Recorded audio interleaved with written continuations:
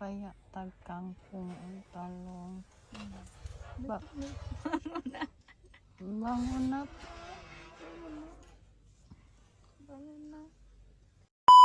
Morning mga mi amor, maagang gising ang inyong OFW girl kasi bibili tayo ng gulay for today's breakfast.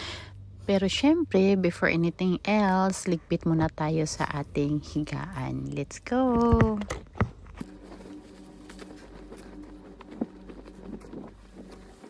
A few moments later. Finally, nandito na tayo sa baba ng ating building kung saan ako ay pipili ng gulay. Ayan, kuha muna tayo ng plastic. Tapos, pili na rin tayo kung anong kukunin natin gulay. Kangkong muna tayo. Good morning, kuya!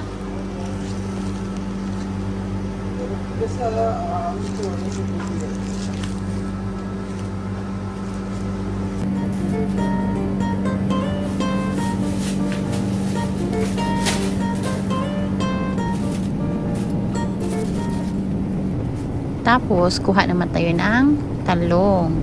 So, ayan, ang breakfast ko today ay kangkong and talong. Tapos, nilagyan din natin ng dilis. So, ayan, nandito na tayo sa counter at yatin ang ipapatotal kung magkano yung kailangan nating bayaran.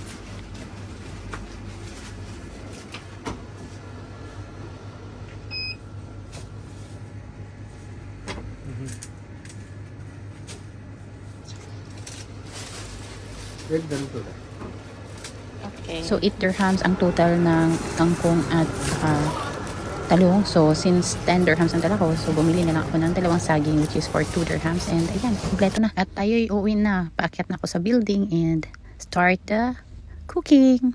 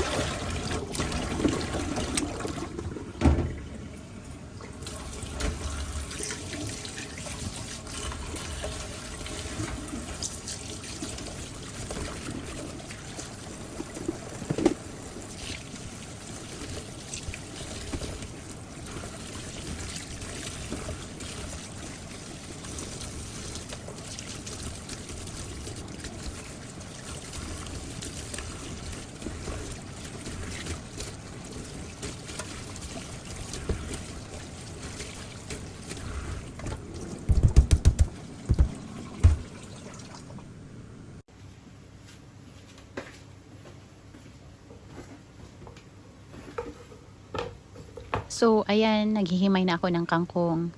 Well, actually, mga mi amor, aminado ako na medyo tamad talaga ako maghimay ng mga ganito. Kaya, ang ginagawa ko ay kumukuha ako ng gunting at ginugupit ko na lang, di ba? Mas napapadali ang trabaho at pati ang pagluluto ko.